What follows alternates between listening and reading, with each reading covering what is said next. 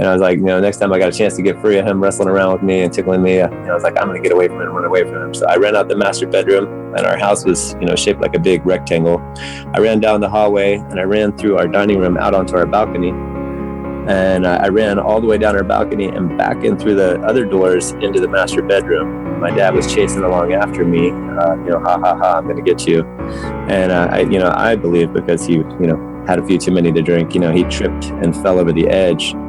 And I was already in the house and halfway downstairs. We had a 2-story house. And I heard my sister, who was chasing along behind my dad, let out this god-awful scream. This is the Public Health Insight Podcast. Hello, loyal Public Health Insight listeners.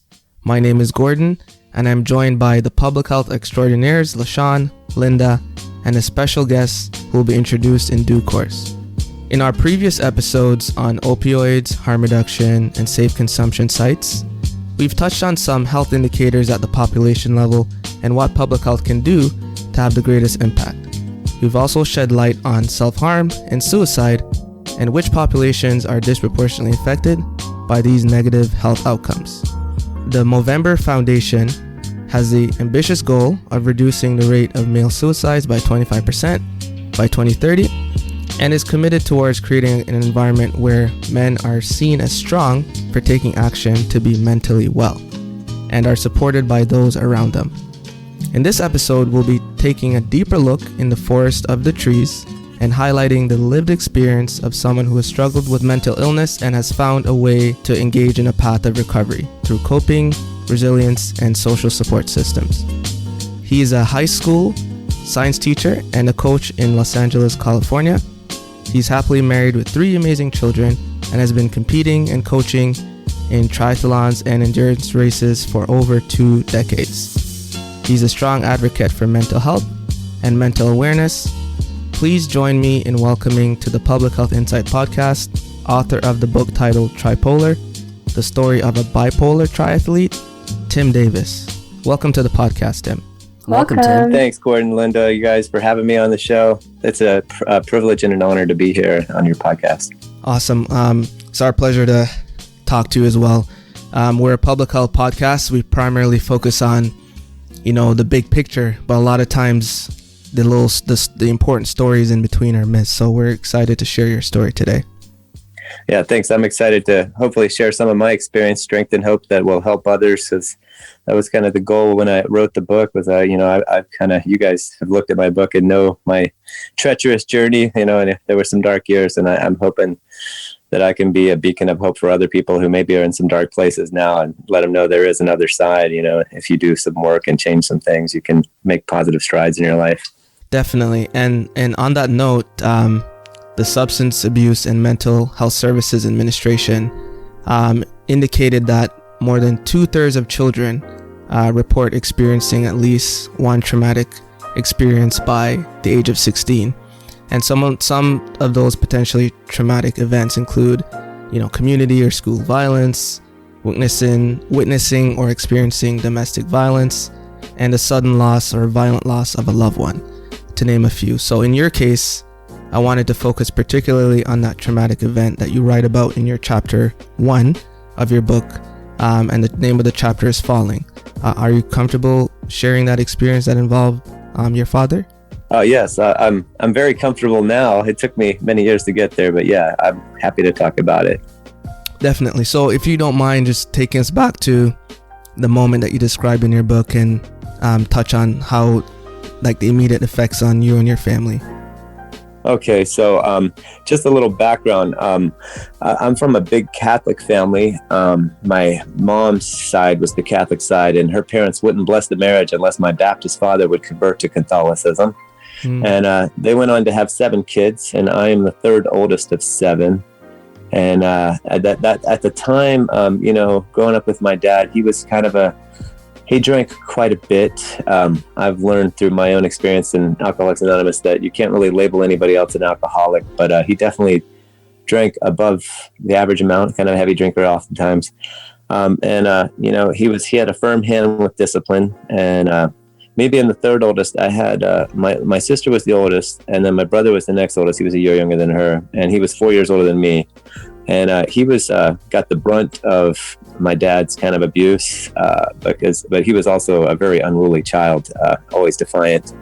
And I got the second brunt, and I got the brunt from my brother, because when my dad whipped my brother and he wanted to vent, I was, his punching bag for many years. And so just with that background information, going into this year, it was in my 8th grade year, and my older brother and sister were 16 and 17 at the time, and they were at their jobs at McDonald's, making money, because my parents had this rule: if you want money to buy designer clothes or go out, you need to get a job, because from a family of 7, we were on a budget. So if they wanted extra things, they had to work for them anyway. So they were at work, and my dad had been drinking all day. It was a Saturday, and it was in August. It was in the summer, and me and my little sister, we were 12 or 13 and 11, and we were playing chase and having tickle wars with my dad, having a good old time. And sometimes when my dad drank, he tickled a little too hard and didn't realize it, and it was hurting. So and I was like, next time I got a chance to get free of him wrestling around with me and tickling me, I was like, I'm going to get away from him and run away from him. So I ran out the master bedroom, and our house was, shaped like a big rectangle. I ran down the hallway, and I ran through our dining room out onto our balcony. And I ran all the way down our balcony and back in through the other doors into the master bedroom. And my dad was chasing along after me, ha, ha, ha, I'm going to get you. And I believe because he, had a few too many to drink, he tripped and fell over the edge. And I was already in the house and halfway downstairs. We had a 2-story house. And I heard my sister, who was chasing along behind my dad, and let out this god-awful scream, like a scream I'd never heard before. And as soon as I heard that, I was like, oh no, I just thought, it's one of both of them, somebody fell over, and I was the first one down, on the driveway. He landed head first on our driveway, from a 2nd-story balcony. And, he had a huge gash in his head from his forehead to the back of his head. His neck was all swollen, and, he was unconscious. And I don't think he was breathing, or if he was, it was very faint breathing. And, I just yelled, to my neighbors, just like, call 911, get help, And my mom and sister came down, and I just remember a lot of panic and grief, like just yelling and screaming. And it was a pretty treacherous night. And when things kind of calmed down, the ambulance got there, my mom, said, I'm going to go in the ambulance, to the hospital with your father. And she needed me and my sister to put my 3 little brothers to bed, because my 3 little brothers were aged 2, 3, and 5 at the time. And my mom had been giving them a bath when the accident happened. So we, finally calmed down. We did what my mom said, got my little brothers to bed, and then we cried together for a couple hours, and we eventually fell asleep. And then in the middle of the night, around 3 or 4 a.m., my older brother came home, and I was in a deep sleep finally after, calming down and, praying and hoping that my dad would be all right at the hospital. And my brother ripped me out of my bed and proceeded to beat me up violently for over an hour, almost 2 hours. And he kind of threw me into every wall in the room and punched me in the ribs. He hit me everywhere but in the face, because whenever he always beat me up, he didn't want to leave marks on the face, because then my dad would know he was beating me, and then my dad would beat him if he caught him beating me. So, and I always had to make up all these stories about having these accidents, playing football or crashing my bike when my brother did this kind of things. And, he blamed me for my father's death. He said, it's your fault Dad's going to die, and he was cussing and saying all kinds of stuff. I don't want to repeat that on this podcast, but it was, really traumatic for me at the time, age 13, thinking it was my fault that my father died. And I carried that cross with me for many years, and that led me into, using drugs and alcohol to escape the pain of those negative feelings. And, it's a lot to handle at age 13, to think you're responsible for your father's death. It took me a long time to realize that it was just an accident and I was just a kid. It wasn't my fault. Mm-hmm. So you almost think it made it worse that on one hand, you and your dad were kind of playing, and then he ended up, tragically, tripping and falling. And then you might, even without being told, you might have blamed yourself. But now you also, on top of that, you have your brother blaming you for it. Yeah. So that must be a harder pill to swallow, if you could even swallow it at all.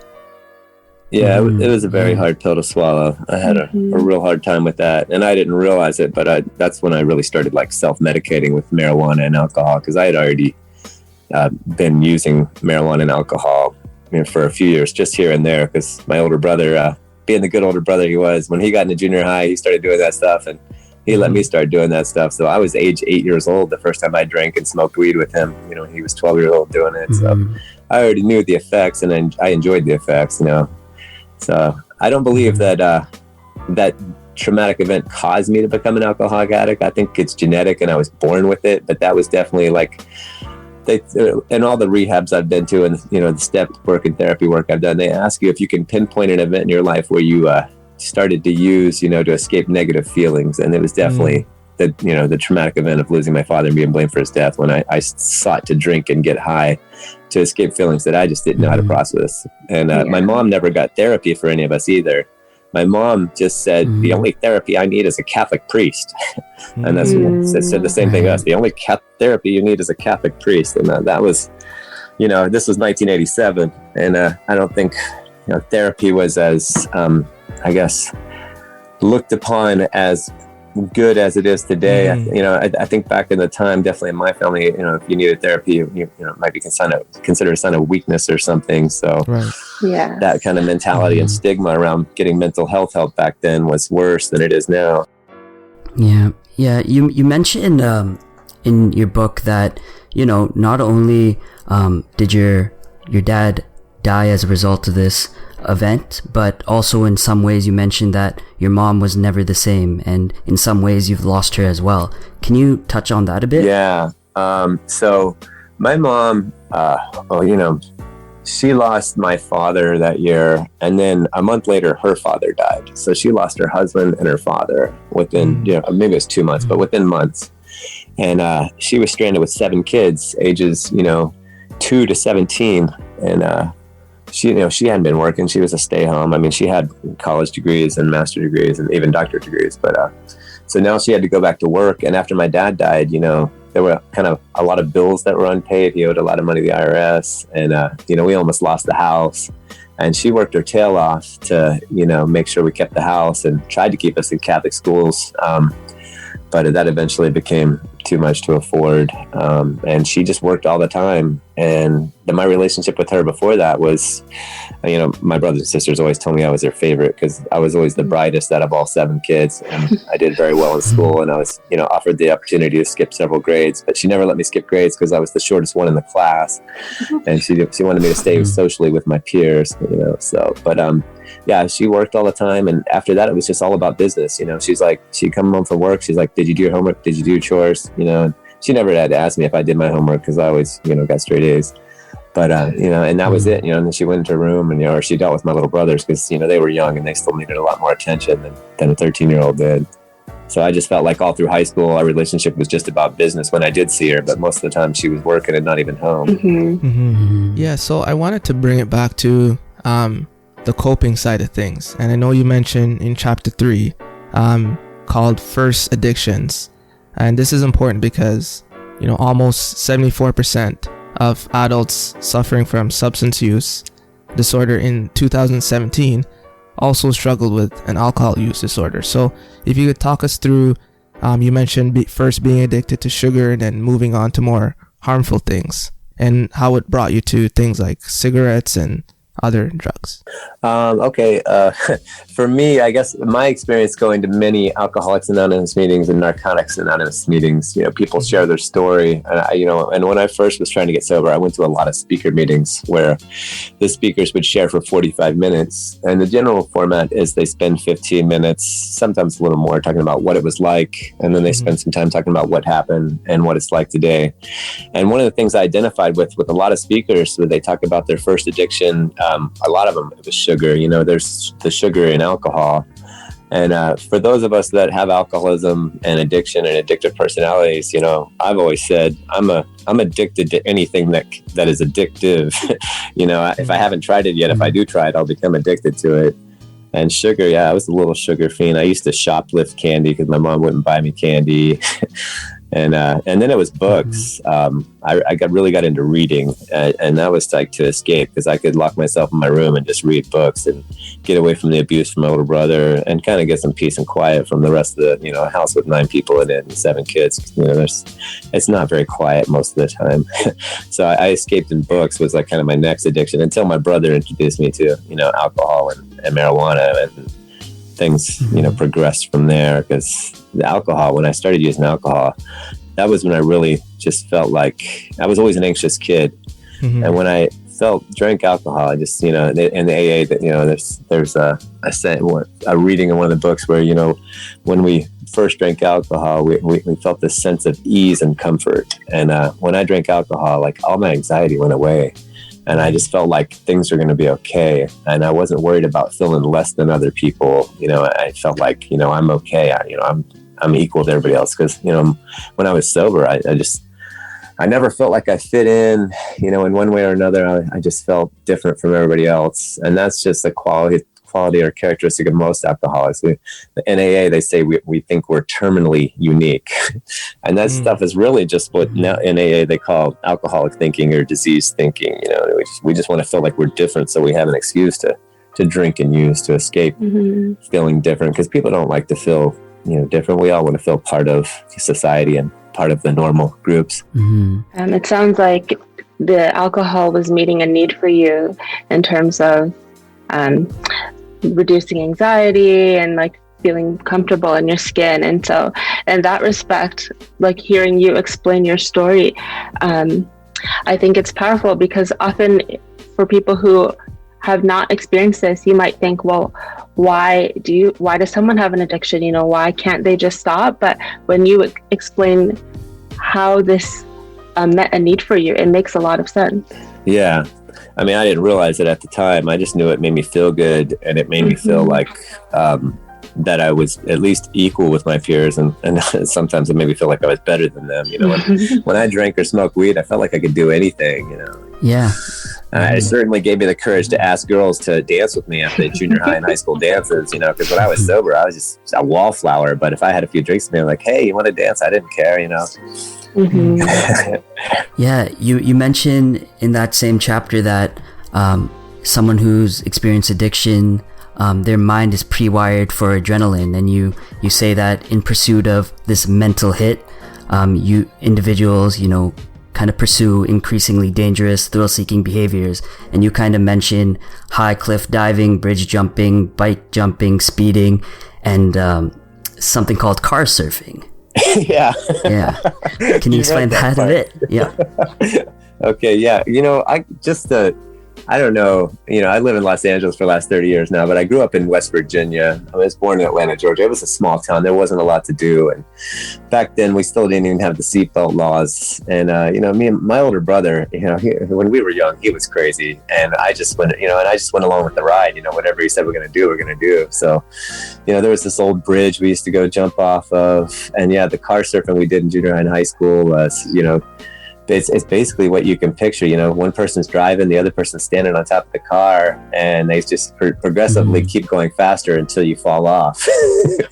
That was the thing, is try to stay on as long as you can. But eventually you always fell off, because the driver would start, taking turns fast. We do it in parking lots usually. Sometimes we do it on neighborhood streets, but that was not the greatest of idea, and then we'd laugh when we fall and rolled off on the ground in the asphalt, and had a few bumps and bruises. When you're kids, you can fall down and bounce back up pretty quick.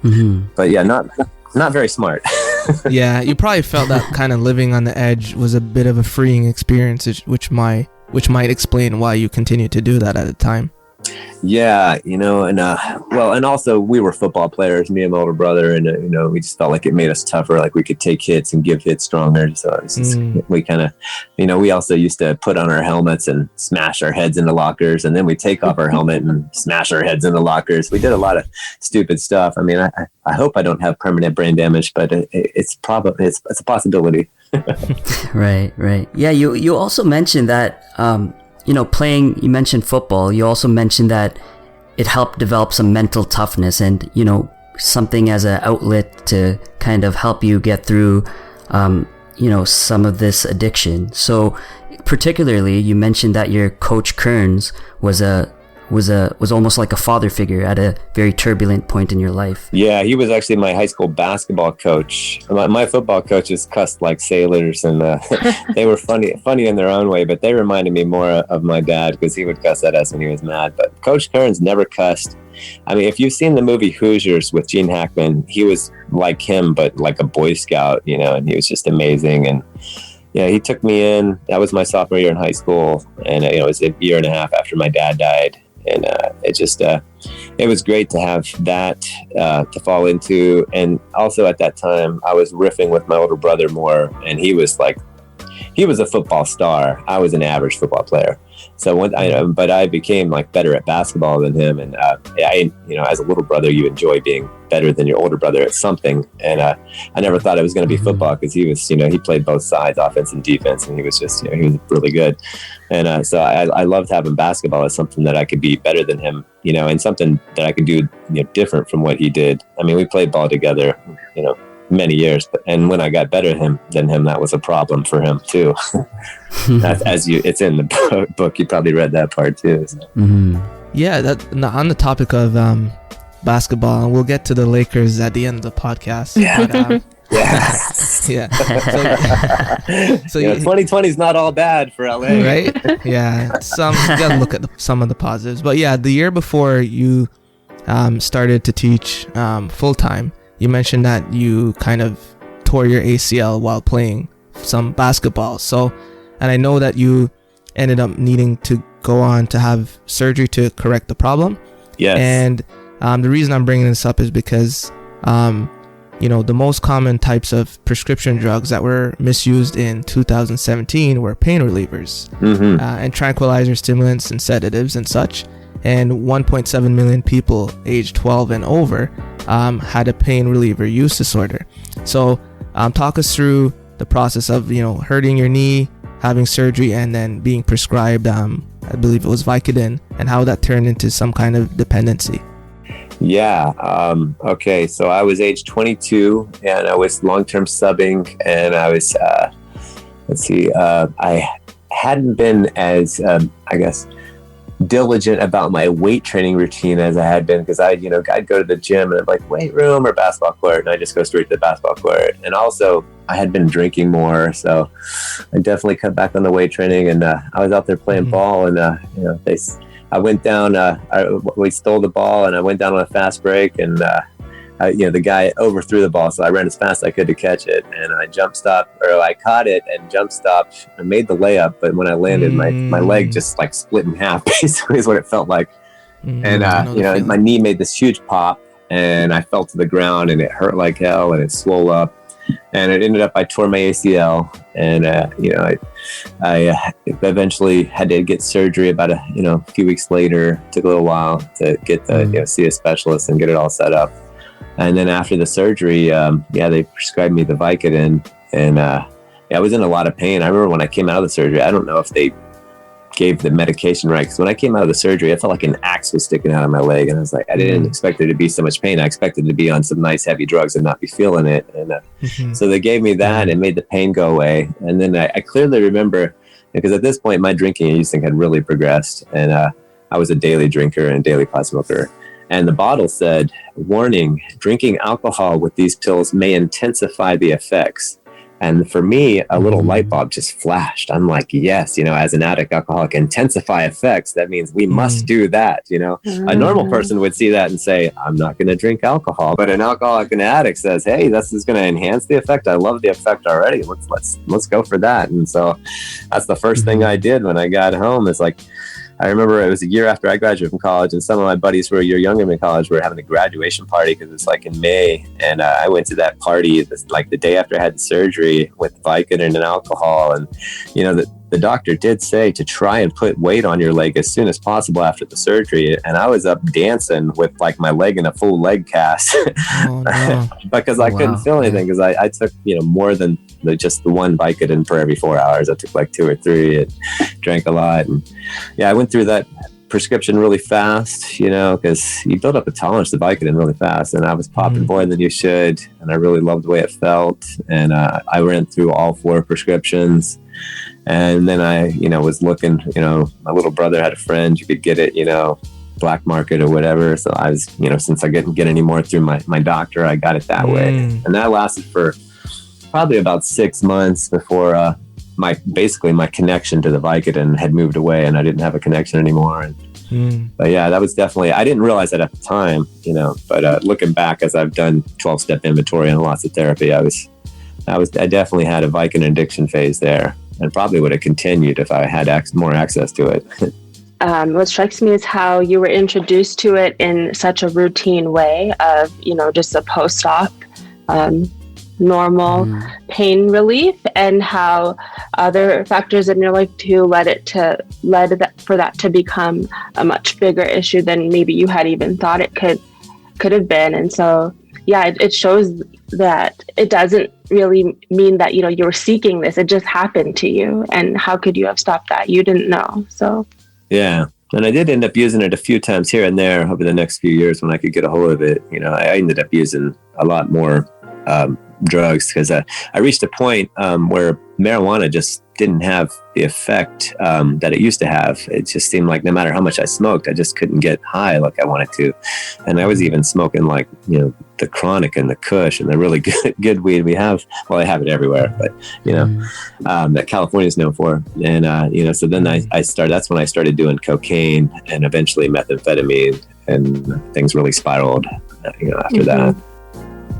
Mm-hmm. But all this time, you were able to still maintain your other responsibilities. You graduated from college, you were subbing. And so I wonder how you were able to still perform in the other areas of your life while also battling with these substance use issues. Yeah, man.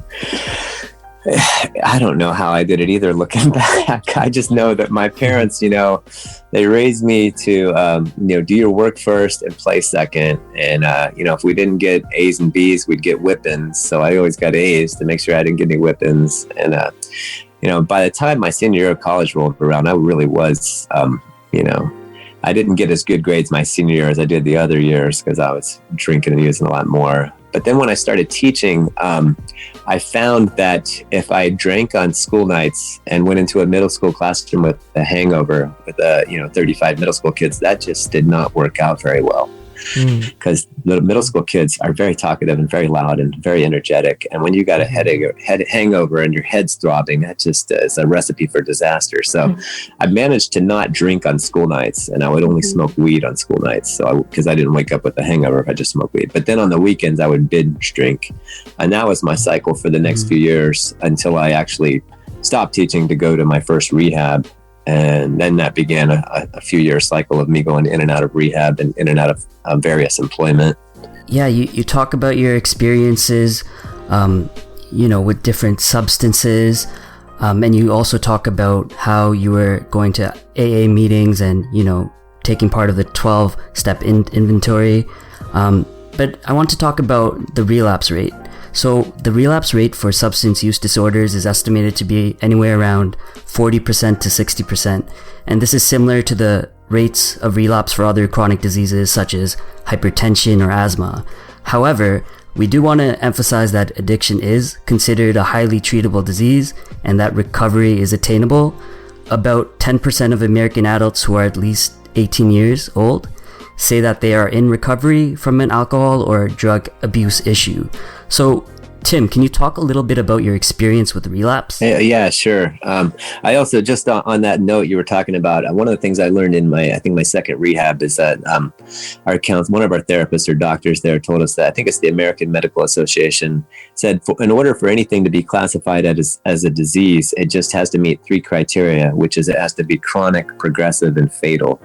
And up until that point, I didn't realize I had a disease. I just thought alcoholism was a sign of weakness.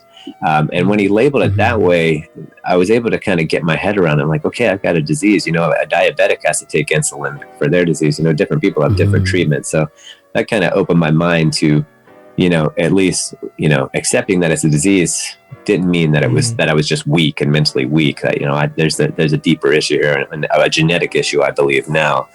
And to answer your question with the relapse, alcoholism and addiction is just, they say it's a cunning, baffling, and powerful disease. And when I first started going to meetings, it was the year my son was born in 1999. And the first meeting I went to, I just didn't identify what the speaker was talking about because the speaker had tried to commit suicide. They jumped off a bridge, but they survived and they were permanently in a wheelchair. And up until that point, at age 25, I had not been suicidal. 2 years later, I would threaten suicide. But I went through these periods of sobriety where I'd get 30 days and I'd feel like, hey, I didn't drink for 30 days. I deserve one drink, but it was never just one drink, and then I'd relapse and it, maybe last, a couple weeks. Usually my relapses lasted anywhere from 2 weeks to 2 or 3 months. And then I'd get back into meetings or get back into treatment. And, a few times I got like 90 days or 6 months. And then I'd have this thought, hey, you've been sober 90 days. You've been sober 6 months. You could just smoke one joint. But it was never just one joint or one. As soon as I had one, I'm like, well, you had one, you may as well have another. And we have this saying in the AA and NA rooms, it's one is too many and 1,000 is never enough, and that was always the case for me. Mm-hmm. Yeah. And you did mention that in your book that, after these relapse events, you often, had a lot of arguments and fights with your wife about, the kids and, just your life in general. So how did kind of these two relate to each other, your relapse events and, conversations with your wife and events at home? How did they relate to each other? That's a very complicated and difficult question. And my wife, I must say, my wife is an amazing, amazing woman. She works a very strong Al-Anon program.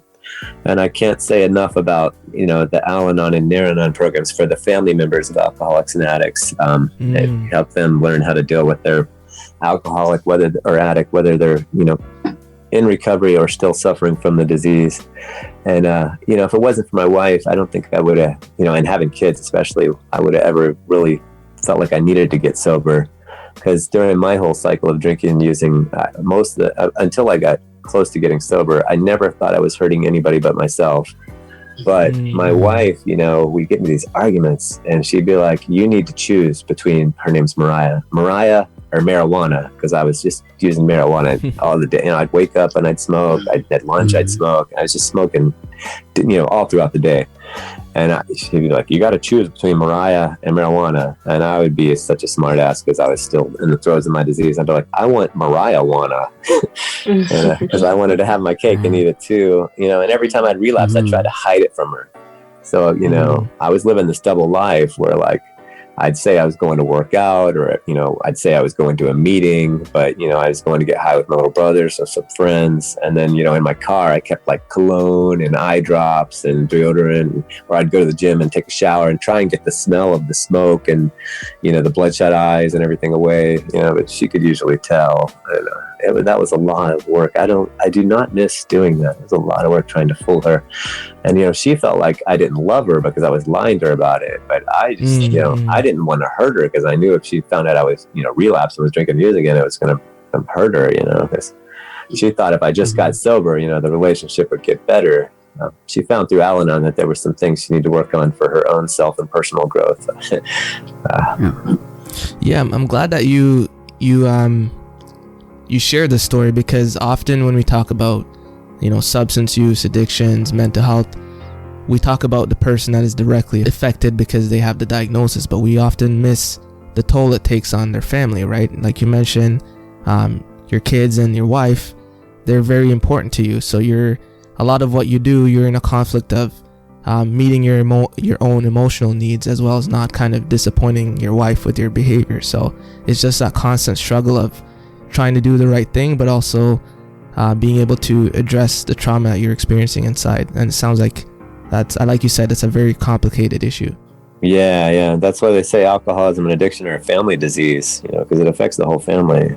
Yeah, there were some rough years from 1999 to 2004. I call those my wonder years, or my dark years, because that's when I was just in and out of the rooms, constantly coming back, taking newcomer chips. I got so tired of standing up taking those newcomer chips. Hopefully I'll never have to do that again. This concludes part 1 of our discussion with Tim Davis, author of the book Tripolar, the story of a bipolar triathlete. Stay tuned for the second half of our discussion as we explore how Tim used his passion for running and triathlons to kickstart his journey towards healing and recovery. Thank you for listening to the Public Health Insight Podcast, your go-to space for informative conversations, inspiring community action. If you enjoy our content and would like to stay up to date, follow us on Instagram, Facebook, Twitter, and LinkedIn. To learn more about our community initiatives and how you can support us, visit our website at thepublichealthinsight.com. Join the PHI community, and let's make public health viral.